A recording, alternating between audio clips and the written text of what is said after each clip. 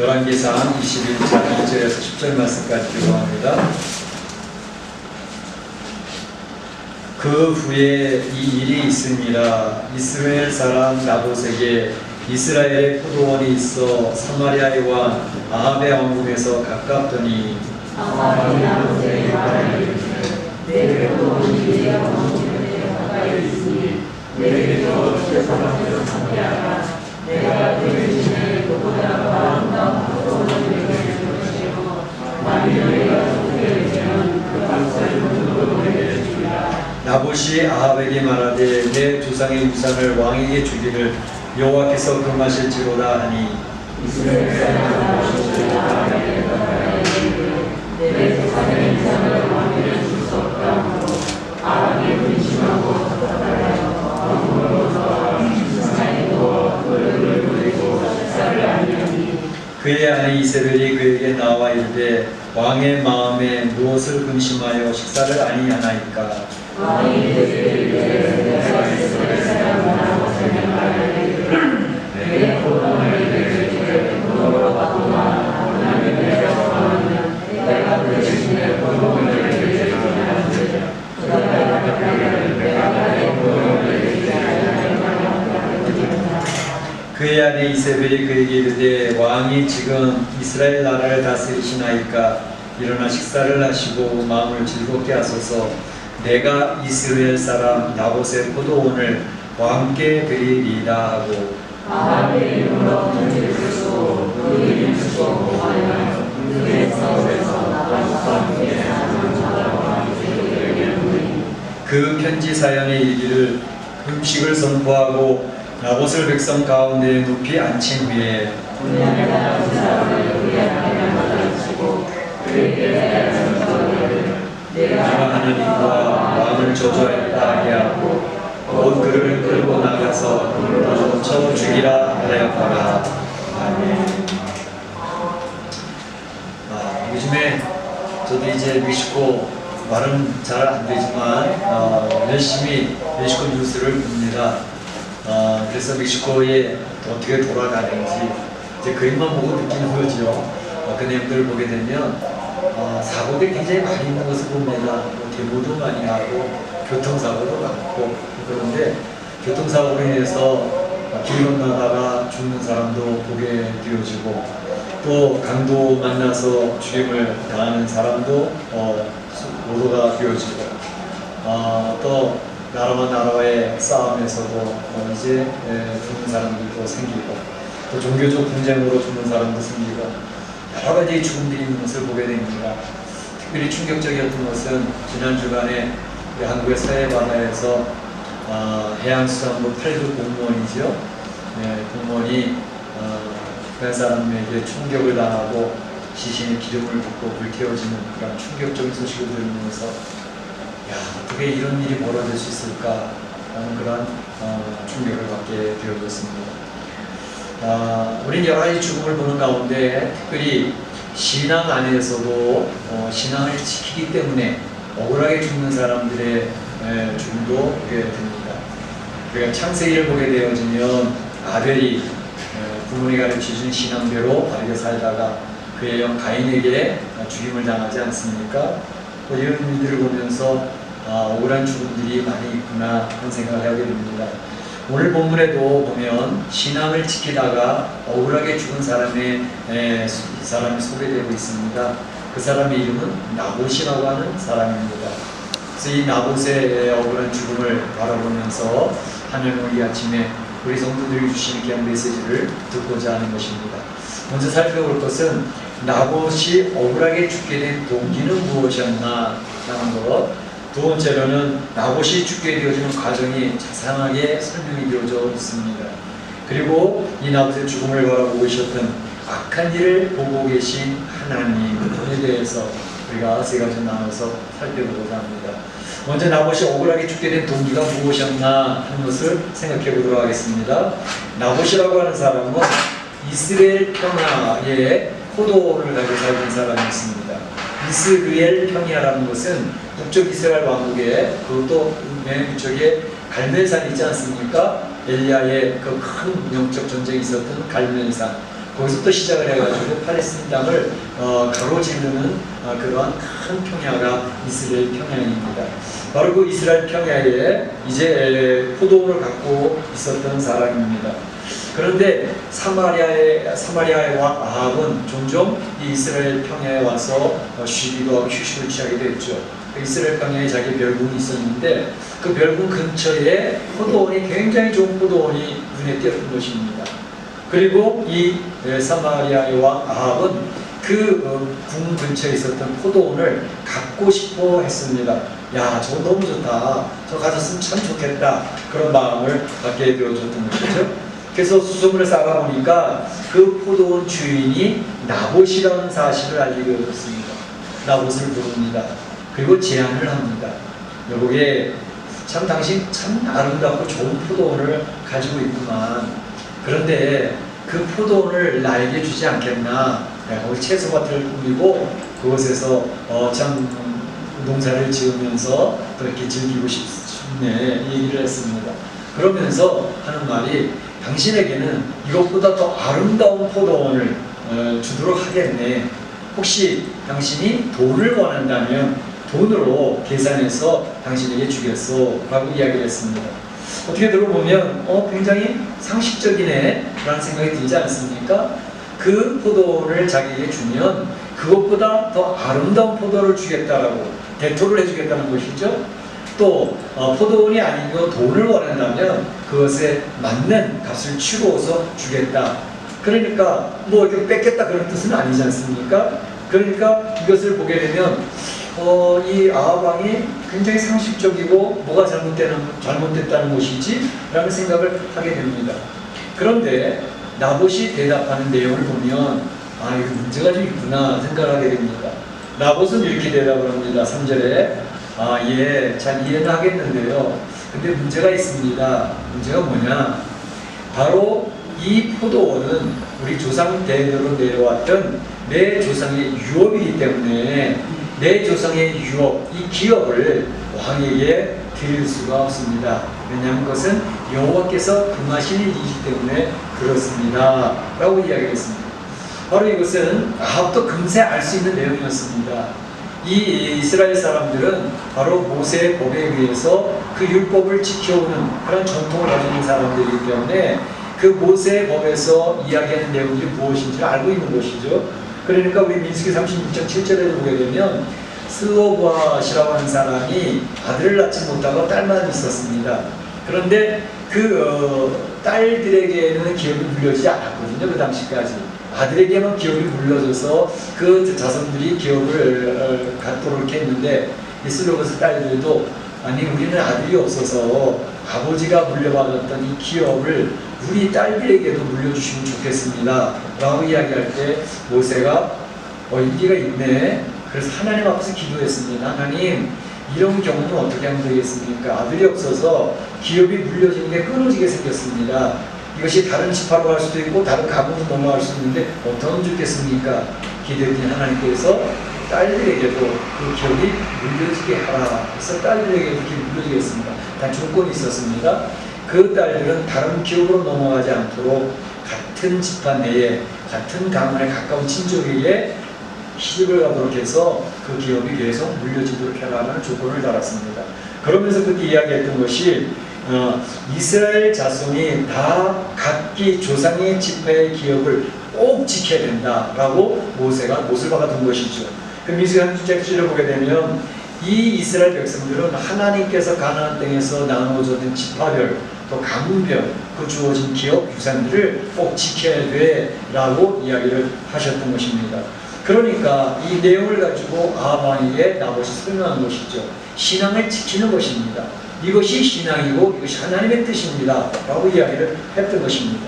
그러니까 아합이 나봇의 대답을 듣고 아차, 그렇지, 내 말이 맞다, 그게 하나님의 뜻이잖니 라고 하면서 자기가 갖고 싶었던 욕심, 욕망을 거두어 들였으면 참 좋았을 뻔했습니다. 그런데 아합은 그렇게 하지를 않았습니다. 그 욕심, 욕망이 이제 거두어들이지 않는 거예요. 그래서 4절에 보게 되면 아합이 이제 근심과 답답함을 가지고 사마리아 성으로 돌아와서 왕궁에서 침상이 되어서 잠만 자는 겁니다. 그리고 식사도 안 하는 겁니다. 이런 상황이 되어졌다고 설명이 되어지고 있는 것이죠.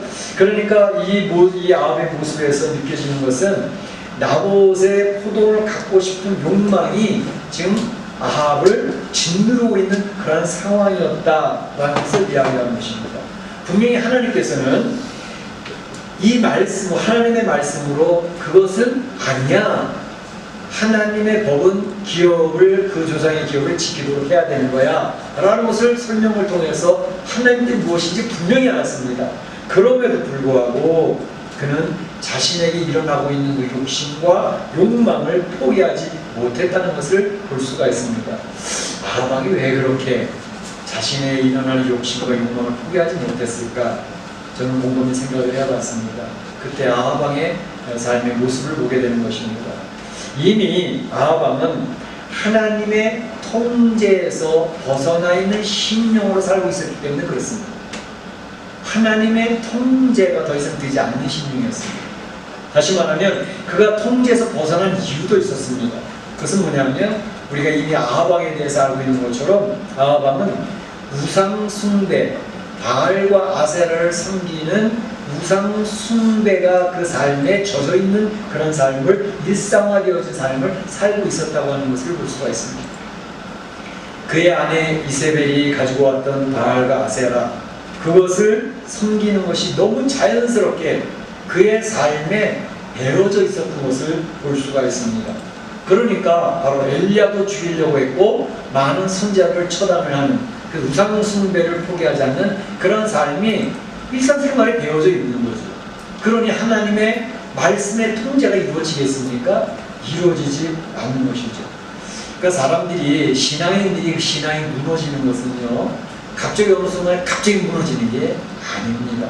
그것보다 오히려 성도들의 신앙이 무너져가는 것은 서서히 무너져갑니다.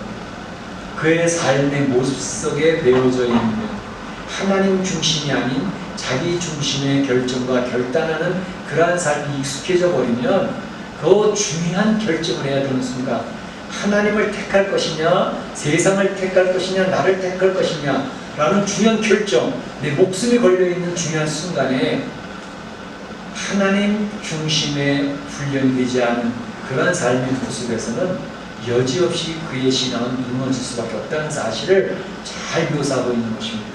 이것은 우리에게 그대로 적용이 될 수가 있습니다.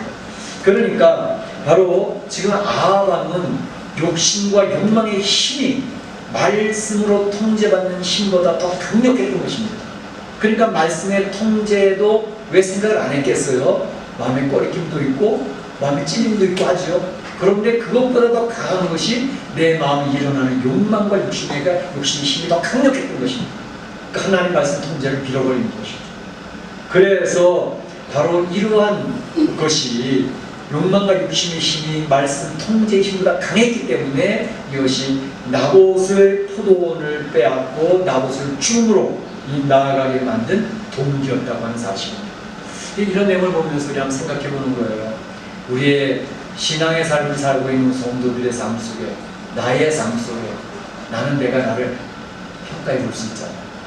내 아내도 모르고 내 친구들도 모르지만 나는 나를 알아. 그랬을 때 내 안에 일어나는 욕심과 욕망이 과연 하나님이 말씀하신 말씀의 통제보다 더 강한가? 우리는 죄성으로 태어나서 죄성으로 살고 있는 존재이기 때문에 욕망이나 욕심이 안 일어날 수가 없어요. 그러니까 욕망이나 욕심이 있는 게 정상입니다. 그런데 문제는 내 안에서 일어나는 죄성으로 일어나는 욕심과 욕망이 있을 때 그것을 하나님의 말씀의 통제 아래로 끌어낼 수 있느냐 없느냐가 문제인 것입니다. 하나님의 말씀으로 나의 욕심과 욕망을 통제할 수 있으면 괜찮아요. 욕심은 일어날 수 있거든요. 욕망도 일어날 수 있고요.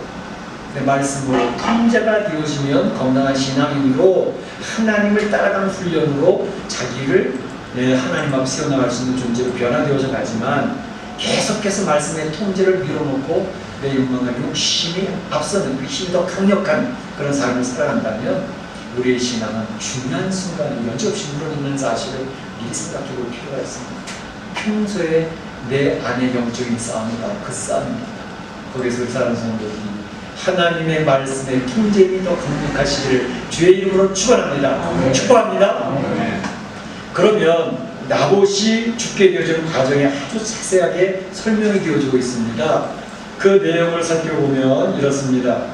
아합 왕이 사마리아 왕궁으로 돌아와서 침상에 누워있기만 하고 밥도 먹지를 않습니다. 이것을 이세벨이 눈치를 챘어요.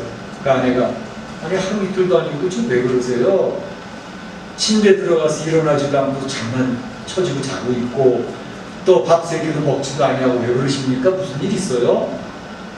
그래서 5절에 보면 왕의 마음에 무슨 근심이 있어 식사를 안 하십니까? 라고 물으니까 아합 왕이 자초지정을 그의 아내 이세벨에게 설명합니다. 그랬더니 이세벨이 듣더니 슬그머니 미소를 지으면서 이렇게 이야기를 합니다. 내가 나봇의 포도원을 왕께 드리지요 라고. 나봇의 포도원의 소유주가 누굽니까? 나봇 아닙니까? 이세벨이 자기 소유주가 아니지 않습니까? 그런데 내가 나봇의 포도원을 왕께 드리겠습니다. 남의 것까지 인심 쓰는 사람들이 요즘에도 되게 많아요. 자기 것도 아닌데 남의 것을 자기 것이냐 나도 인심을 퍼주는 그런 사람들이 되게 많습니다. 그러면서 한 말이 이제는 식사하시고 마음을 즐겁게 하세요 라고 이야기를 하죠. 왕이 아합 왕 당신이 지금 이스라엘 나라를 다스리고 계시는 거 아닙니까? 7절에 얘기를 하는 것이죠. 권력이 왜 권력이겠습니까? 권력이 왜 권력이겠습니까? 이런 때 사용하는 거예요 라고 이야기하는 이세벨을 보면서 참 그 여자 대단하다 라는 생각이 드는 것입니다. 그러면서 이세벨을 이제 작전을 개시합니다. 작전 개시는 뭐죠? 아합 왕의 도장을 찍습니다. 공문서를 찍어서 바로 이스라엘 평야에 이제 그 성읍의 장로들과 귀인들에게 공문서를 보냅니다. 자기 이름으로 보내는 것도 아니고 아합 왕의 그 이름을 도용을 하는 거죠. 그래서 보냅니다. 내용은 이런 겁니다. 그 성 거주 나봇이 하나님을 저주하였고 왕을 저주하였으니 그 제목으로 그 나봇을 돌로 쳐 죽이시오 라고 하는 공문서를 보내는 것이죠. 그 이스라엘 성읍의 장로들과 귀인들은 바로 그 성읍의 핵심 그룹입니다. 그래서 성문에 앉아서 그 성문 내에서 일어난 일들을 이제 분별해주고 재판하기도 하는 그런 사람들인 것이죠. 그런 사람들에게 바로 이스라엘 사마리아 성에서 공문서가 왔는데 그 내용은 바로 나봇을 돌로 쳐서 죽이라는 것입니다. 죄목은 하나님을 저주했다, 왕을 저주했다는 제목입니다. 거짓이죠. 왕을 저주하지도 않았고 하나님을 더더군다나 저주하지도 않았습니다. 하나님 주셨던 모세의 율법을 이야기해서 자기 조상의 유산을 지키겠다고 하는 신앙의 내용을 이야기했을 뿐입니다. 그런데 바로 이러한 내용을 그 이스라엘 성읍의 장로들과 귀인들이 왜 모르겠습니까? 특히 나봇이라고 하는 사람, 그래도 성읍에 큰 포도원, 좋은 포도원 가지고 있으니 잘 아는 사람입니다. 그러면 그러한 이야기가 사마리아 성에서 공문서가 내려왔다 하더라도 아니요, 우리는 그렇게 할 수 없습니다 라고 거절을 해야 되지 않겠습니까? 그러나 그들의 생명이 위험하다는 사실을 직감적으로 알았겠죠. 그래서 그를 바르게 처리하지 않고 직무유기를 하는 것입니다. 마치 예수님을 십자가에 내어 주었던 빌라도가 자기의 재판의 권한을 직무유기했던 것처럼 그저 위에서 내려왔으니까 어떻게 만들어 봐야지 뭐. 그리고 그들의 뜻에 따르고 있는 장로와 귀인들을 볼 수가 있습니다. 오늘날 이 세상에는 이러한 사람들이 엄청나게 많습니다. 권세에 눌려서 자기 소신을 발휘하지 못하고 그저 비겁하게 살아가는 사람들이 많이 있는 것입니다. 이제 그들은 바로 금식을 선포합니다. 금식을 선포하는 이유가 뭘까요? 이것은 하나님 앞에서 이루어지는 신성한 재판이라는 것을 선포하기 위함입니다. 거짓을 도모하는 자들이 신성을 이야기하고 있습니다. 그러면서 지금 불량배 두 사람을 증인으로 세웁니다. 자, 이것이 법적인 하자가 없는 절차로 합리적으로 만들기 위해서 즉 거짓 증인을 세우는 거죠. 이 불량자, 그 이스라엘 성읍에 있는 도랑아들이죠. 하수인들입니다. 이 사람들은 장로와 귀인들의 그 권력에 또 아부하고 그들이 이야기하는 것을 알아서 도와주는 그러한 사람들입니다. 이 세상에도 그런 사람들이 얼마나 많은지 모릅니다. 권력에 아부하고 자기의 진실을 이야기하지 않냐 거짓 증인이 되어져서 무엇인가 콩고물이라도 떨어질 그러한 것을 바라는 사람들이 이 세상에는 엄청나게 많이 있죠. 그러면서 맞습니다. 하나님을 저주했습니다. 왕을 저주했습니다. 증인을 내세워서 마치 예수님이 빌라도 법정에 섰고 갈바 법정에 섰을 때 거짓 증인들이 세워져서 예수가 이 성을 허물고 3일 만에 다시 짓겠다고 얘기했다. 그 내용도 바꾸었죠. 너희가 이 성을 허물라 그럼 내가 3일 만에 다시 지을 것이다. 그 내용은 예수님의 육체가 성전인 것을 이야기하면서 이야기하셨던 것인데 예수님이 스스로 그 성을 허물겠다는 말을 하시지 않았습니다. 너희가 허물을 거야. 그럼 내가 3일 다시 지을 거야. 그 뜻이었거든요. 그런데 예수님이 이 성을, 이 성전을 허물겠다라고 하는 그러한 거짓 증인을 세워서 참남된 죄를 범했다고 해서 예수님의 거짓 증인에 의해서 이제 사형언도 참남된 죄, 신성모독의 죄를 넣어서 예수님 십자가에 죽인 거 아닙니까? 바로 그러한 일을 합법적으로 지금 이루어가고 있는 것을 볼 수가 있습니다. 그러고서 이제 이 나봇을 죽여서 이제 이세벨에게 통보를 합니다. 예, 당신의 뜻대로 나봇이 죽었습니다. 라고 통보를 하는 거죠. 자, 이 모습을 보면서 느끼는 거는 세상에 이러한 모습들이 성경에 기록된 모습들이 참으로 오늘날 이 세상에도 그대로 적용이 되어지고 있구나 하는 것을 많이 느끼게 돼요. 보통 보게 되면 우리 법치주의를 많이 얘기하지 않습니까? 법의 통치, 법에 의한 통치 똑같은 것 같은데 굉장히 의미가 다릅니다. 법의 통치가 있고 법에 의한 통치가 있습니다. 영어로 이야기하면 더 그 속성이 뚜렷하게 드러나는데 rule of law라는 것이 있고 rule by law가 있습니다. rule of law라는 것은 법의 속성, 법의 원래 취지에 따른 통치가 rule of law입니다. 법의 통치입니다. 그런가 하면 rule by law, 이것은 법에 의한 통치. 그러니까 이 법은 사람들이 또는 소수 집단이 자기를 위해서 법을 만들어 놓고 그 법에 의해서 통치를 하게 되어지면 그것도 법치주의라고 이야기합니다. 굉장히 비슷한 것 같은데 큰 차이가 있습니다. 법의 통치라고 하는 것은 거기서 이야기하는 법이라고 하는 것은 법의 속성을 이야기합니다. 보편적이고 타당하고 상식적이고 많은 사람들이 끄떡일 수 있는 자연법을 이야기합니다. 그 자연법은 꼭 성경에서 이야기하는 성경 가치관에 의한 법들입니다. 그래서 그런 법은 이 세상의 악한 법을 견제하고 죄악을 견제하는 법으로 이걸 자연법이라고 합니다. 그러니까 이 법은 악을 도모한 것이 아니라 악한 자들을 견제하고 처벌하기 위해서 만드는 게 법입니다. 그것에 의한 통치는 법의 통치입니다. Rule of law. 그러니까 법의 원래의 속성이 악과 죄를 견제하기 위해서 주어진 성경 가치관에 의한 통치가 법의 통치입니다. 그런데 법에 의한 통치라는 것은 바로 법을 인간의 죄성으로 자기의 이익을 추구하기 위해서 자기의 권력을 유지하기 위해서 국회를 통해서 법을 만들어 놓습니다. 그리고 그 법을 가지고 국민들을 제압을 합니다. 근데 그 법의 내용은 국민들이 도망갈 수가 없어요. 인정할 수가 없는 어느 소수 집단이나 어느 개인의 권력을 유지하기 위해서 만들어 놓은 법들이에요. 악법입니다.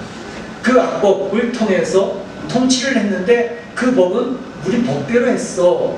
그게 법으로 통치했다고 절차적으로 하자도 없고 합법적으로 법을 집행했다라고 이야기하는데 그 법은 악을 이루는 법이었습니다. 이를테면 지금 포괄적 차별금지법, 이것은 성경에서 금하는 것을 통과시켜서 그 법을 가지고 가정을 파괴시키고 교회를 파괴시키고 정부를 파괴시키겠다고 하는 겁니다. 이것은 법에 의한 통치, 합법적이고 그들이 이제 절차적으로 하지 않는 법을 했다 하더라도 하나님이 원치 아니하는 그런 법을 악용하는 법을 이야기하는 것입니다. 바로 오늘 본문에 보게 되어지면 이세벨은 법에 의해서 통치를 했습니다. 바로 법의 재판을 하자없이 합리적으로 했습니다. 그러나 그 법은 나봇이라고 하는 사람의 포도원을 빼앗기 위한 법으로 악법을 이용해서 바로 이 나봇을 죽이는 그러한 것을 했던 것을 볼 수 있습니다. 바로 이러한 악의 악법을 가지고 통치하는 이 법이 지금 중국 공산당이 행하는 법입니다. 북한의 공산당이 행하는 법입니다. 그들도 법치주의라고 합니다. 그들의 법이 있습니다. 근데 그 법들은 모두가 하나님이 이야기하신 성경 가치관에 의한 법들이 아니고 소수 개인이나 소수 집단을 위한 법을 만들어 놓고 그들을 제압을 하고 그 자기네들의 반대되는 사람을 제거하기 위한 법으로 통치를 하는데 하자가 없어요. 합법적이에요. 그래서 홍콩의 많은 인권주의자들이 지금도 무참하게 죽어가고 있지 않습니까? 중국의 많은 사람들이 중국은 하도 사람이 많아서 그런지 뭐 몇백 명, 몇천 명 죽이는 아무것도 아니더라고. 소리 소문도 없이 사라져버리는 거죠. 바로 이것이 악법에 의해서 저질러지는 법이 되는 것입니다. 이제 이렇게 이세벨은 바로 나봇을 죽였고 또 나봇의 아들들, 상속자들이 있지 않았겠습니까? 근데 그 아들들 오늘 본문에 나와 있지 않지만 열왕기하 9장 26절에 보게 되면 아들도 싹을 다 죽여버렸습니다. 결국은 상속자가 없을수록 주인 없는 포도원이 되어져서 왕이 싫어 이제는 당신이 가지셔도 됩니다 라고 해서 바로 그것을 뺏어왔던 것을 볼 수 있습니다. 이세벨은 왕의 권력을 사용해서 바로 나봇을 억울하게 죽였던 것을 볼 수가 있습니다. 이 세상은 인생은 죄성이 바탕이 이루어져 있기 때문에 그 죄성으로 말미암아 이 사회를 이끌어가고 나라를 통치한다고 하는데 좋은 법들도 많이 만들어지지만 악법들도 만들어져서 억울하게 사람을 죽이는 일이 굉장히 많다는 것을 우리는 중국 공산당이나 북한의 집단을 통해서 알 수가 있는 것입니다.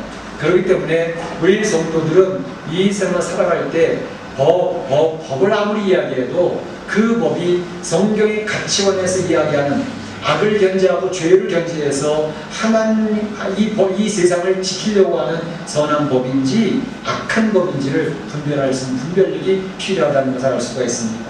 마지막으로 한 가지 더 살펴볼 것은 악한 일을 보고 계셨던 하나님이라는 것입니다. 악한 일을 보고 계신 하나님. 17절에 19절까지 나오는 이기지는 않은 부분이긴 하지만 그때에 이세벨이 이렇게 교활하게 비밀스럽게 했던 그 악한 일, 이것이면 벗겨질까요? 비밀스럽게 했습니다. 그리고 교활하게 했습니다. 아무도 모를 줄 알았습니다. 합법적으로 절차적으로 하자없이 법을 집행했습니다. 근데 이것을 아무도 모르게 덮여질 것인가? 그렇지 않았습니다.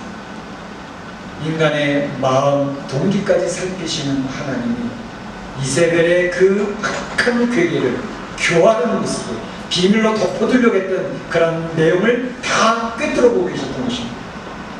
하나님이 보셨습니다. 악을 다 살피셨습니다. 엘리야를 부릅니다. 엘리야가 뭐 이세벨의 하나님을 받겠습니까? 전혀 모르고 있죠. 하나님이 엘리야를 불러서 이야기합니다. 엘리야야, 너 가서 아합 왕을 좀 만나야 되겠다. 왜요 하나님? 가서 할 이야기가 있어. 17절에 이렇게 이야기합니다. 그래서 아합을 만나라. 그래서 가서 이야기할 일은 나봇의 포도원 빼앗은 것을 이야기해라. 그리고 그 일로 인해서 하나님께서 너와 내 아내와 내 자손들이 심판받을 것을 선포해라.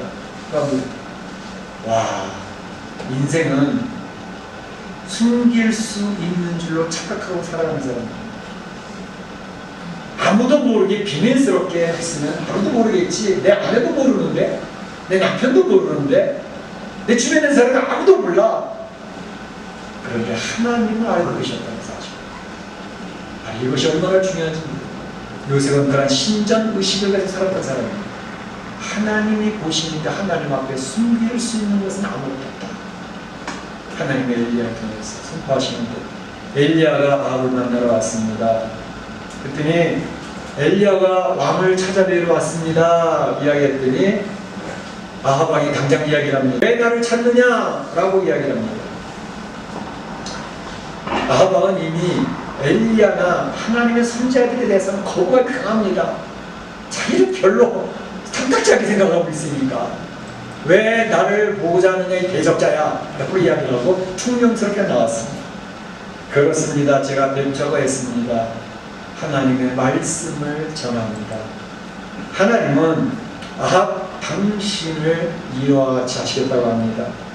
다시 말하면 나봇이 죽임받아서 그 포도원에서 개의 머리가 되고 그의 피를 핥게 되어졌는데 나봇의 피를 핥은 그곳에서 바로 당신의 피를 그 개들이 핥게 될 것이라고 하나님이 선포하라고 하셨습니다. 당신의 아들이 또 그렇게 될 것이고 당신의 집안은 여로보암의 집과 같이 마사의 집안과 같이 완전히 멸망할 것이라고 선언하셨습니다. 그리고 당신의 아내, 끔찍이 사랑하는 당신의 아내 이세벨, 그 이세벨의 몸도 이스라엘 성읍에서 그 나봇 포도원 안에서 그 이세벨의 시신을 개들이 뜯어먹을 것이고 라고 선언을 하시랍니다. 야, 하나님은 알고 계셨을 뿐만 아니라 그 악을 행한 죄악에 대한 심판을 분명하게 선언을 하십니다. 그래서 우리 하나님은 공의의 하나님이십니다. 공의, righteousness. 이 공의라고 하는 것은 성경에서 나온 개념입니다. 사람들이 자기 스스로가 공의로운 사람이라 생각할지 모르지만 사람은 공의로운 사람이 한 사람도 없습니다. 오직 하나님만이 공의로우십니다. 그래서 공의의 하나님은 죄에 대해서는 반드시 심판하신 하나님이시다. 그것을 이야기하시는 것입니다. 그래서 예수님까지도 인생의 죄 때문에 십자가에서 그 죄의 값을 치르고 처리하고 계시지 않습니까? 그 하나님이 오늘 여기서 분명히 얘기하는 것이죠. 아하, 이세벨 아무도 모를 줄 알았지? 하나님의 불꽃 같은 눈으로 너희의 모습을 다 봤어. 내 마음의 동의까지도 다 알아. 라고 이야기하면서 그 죄의 결과로 너는 심판을 받게 되는 거야. 라고 선포하셨는데 그 심판의 선포가 어떻게 됐을까요? 그대로 다 성취가 되었습니다. 우리 나중에 다 계속 살펴보겠지만 아합 왕의 피를 그 나봇의 포도원의 개들이 그 피를 핥습니다. 뿐만 아니라 이세벨도 예후 시대에 그 포도원에 던져져서 시체가 널브러짐으로 개들이 와서 그 시신을 뜯어먹는 결과가 나오게 됐습니다. 하나님의 선포한 심판은 그대로 이루어지더라는 것입니다. 성경에서 이야기한 예언은 한 글자도 빠짐없이 다 성취되는 줄로 믿습니다. 예수님이 재림하실 때 이 세상이 하나님 말씀대로 그대로 이루어진다는 사실을 믿는 사람들이 성도인 것입니다. 근데 이러한 예언의 말씀, 심판의 소식을 엘리야가 전하게 될 때에 아합은 두려워 떨었습니다. 그런 일이 있을 수가 있습니까? 그러면서 어찌된 것인지 그가 그 말을 들으면서 두려움을 떨기 시작을 했습니다. 그러면서 이 모든 말씀을 들을 때에 27절에 그의 옷을 찢고 굵은 배를 몸을 동이고 금식하고 또 풀이 주어 다니더라. 심판의 소식이 그 가슴을 치는 겁니다. 그러니까 자기 옷을 찢습니다. 배를 가지고 허리를 동입니다. 금식을 합니다. 하나님 앞에 회개하는 태도를 가지고 있었죠. 이 사람이 그러니까 마음이 열렸던 사람인 것 같기도 해요. 그래서 이제 이러한 모습을 보니까 하나님이 아합이 내 앞에서 경비함을 보느냐라고 얘기합니다. 경비하게 엎드리니까 하나님이 한 가지 유예를 시켜주십니다. 그 유예는 너의 때보다도 바로 내 아들의 때예로 내가 이걸 유예시키겠어. 그의 아들 요람이 바로 그때 이제 나봇의 포도원에서 죽임을 당하게 되거든요. 그렇게 해서 하나님께서는 그 회개하는 모습을 통해서 그것을 유예시키는 그런 국률의 하나님의 모습을 보여주게 됩니다. 근데 여기서 이제 이렇게 두려워 떨고 있는 아합의 모습을 보면서 느끼는 것은 야, 이 아합도 좋은 와이프를 만났더라면 좋았을 텐데 라는 생각이 듭니다. 바로 이세벨, 그의 아내 이세벨을 만나지만 않았더라도 그가 그렇게 망하지는 않았을 텐데 라는 생각이 드는 것입니다. 여기 보게 되면 바로 27, 25절에 아내 이세벨이 그 아합을 충동하였더라라고 되어져 있거든요. 그러니까 아합이 이렇게 되어졌던 것은 그 안에 이세벨의 그 책임이 굉장히 컸다는 사실을 성경은 기록하고 있습니다. 이걸 보면서 느끼는 것은 아내가 얼마나 중요한 존재인가라는 생각입니다. 아내가 얼마나 중요한 존재인가.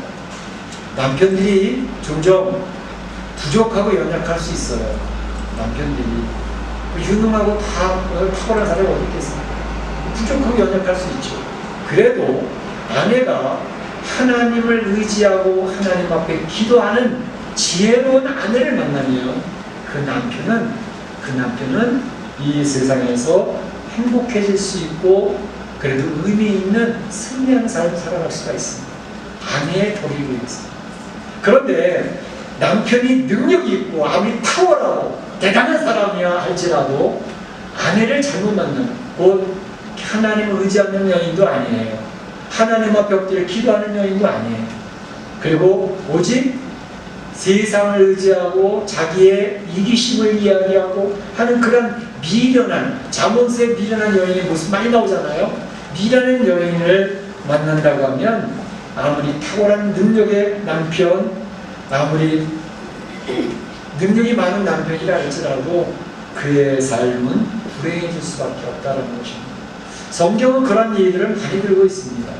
그래서 부모를 잘 만나면 자녀들도 잘 자라는 것처럼 또 좋은 남편을 만나면 아내가 귀하게 여김을 받게 되는 것처럼 좋은 아내를 만나면 무능하고 연약하고 부족해도 그 남편이 빛이 나는 그러한 멋진 인생을 살아갈 수 있더라는 것입니다. 오늘 아합 왕의 멸망은 어느 정도 자기 자신의 연약함도 있었지만 그 아내 이세벨을 잘못 만나서 완전히 망한 케이스 중에 한 케이스다라는 사실을 성경은 지적하고 있습니다. 오늘 이 내용을 살펴보면서 말씀을 정리합니다. 참으로 이 세상이 말씀으로 통제되지 않는 욕심, 그래서 굉장히 위험하다. 욕심과 욕망이 우리 안에서는 계속 일어납니다. 그러나 하나님의 말씀으로 통제할 수 있으면 괜찮습니다. 이겨낼 수 있습니다. 그렇기 때문에 우리 심령이 하나님 말씀을 늘 묵상하고 기도하는 가운데 자신을 쳐서 복종시키는 영적 싸움에서 하나님 말씀을 통제할 수 있는 그런 신앙이 되어져야 되겠다는 것입니다. 두 번째로는 교활한 이세벨, 자기에게 주어진 권력을 가지고 악한 법으로 절차에 하자 없이 합법적으로 나봇을 죽이지 않았습니까? 바로 이거 법이라고 해서 다 법치주의가 아닙니다. 성경의 가치관에 의한, 자연법에 의한, 법의 속성에 의한 법으로 통치가 되어져야 그 나라가 바로 서고 그 가정이 바로 서 개인이 바로 서는 것입니다. 바로 법을 만들었다고 해도 그 법이 소수 집단을 위한 것이나 이기심을 위한 것이나 권력 유지를 위한 악한 법을 만들어서 법으로 통치했다. 하나님께서 그대로 보시지 않습니다. 바로 우리는 이 세상에서 이런 악한 모습들을 보게 되는, 이 세상의 사회를 보게 되는데, 이 세상에서 악한 일이 벌어질 때 아이고 왜 저거 처벌 안 하시나, 저거 어떻게 되는 거나, 그럴 필요 없습니다. 하나님께서는 공의 하나님이시기 때문에 그 악한 일을 숨겨두지 못하게 하십니다. 다 드러나게 하십니다. 결국은 처벌받게 하십니다. 그래서 하나님의 의가 드러나도록 하시는 분이라는 사실입니다. 그래서 이 내용을 보면서 우리는 하나님의 시선을 늘 의식하고 하나님의 법에 통제받는 삶을 살아야 되겠다라는 생각을 해봅니다. 그러면 성공하고 행복한 그런 선한 영향력을 미치는 그런 인생으로 살아갈 수 있게 될 것입니다. 이 세상은 죄와 죄성으로 지배되는 세상이기 때문에 우리가 억울하게 죽음을 당할 수도 있고 억울한 일을 당하는 것이 이 세상에서 살아가면서 겪는 일들입니다.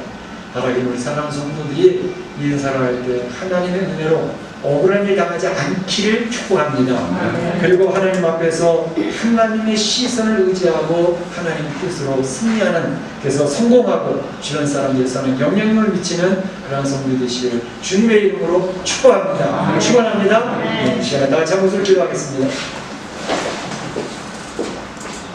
오늘 주신 바 말씀을 기억을 하고 신앙을 지키다가 억울하게 죽은 나봇과 같이 억울한 일을 당하게 되는 것이 이 세상의 삶입니다. 하나님을 의지하고 하나님 안에서 살아갈 수 있기를 원합니다. 또 하나님께서 공의로우신 분이기 때문에 우리 성도들을 괴롭히고 교회를 공격하는 모든 악한 일은 하나님의 심판을 짓는 사실을 기억을 하고 힘을 내시기 바랍니다. 기도합니다. 사랑의 하나님 감사합니다.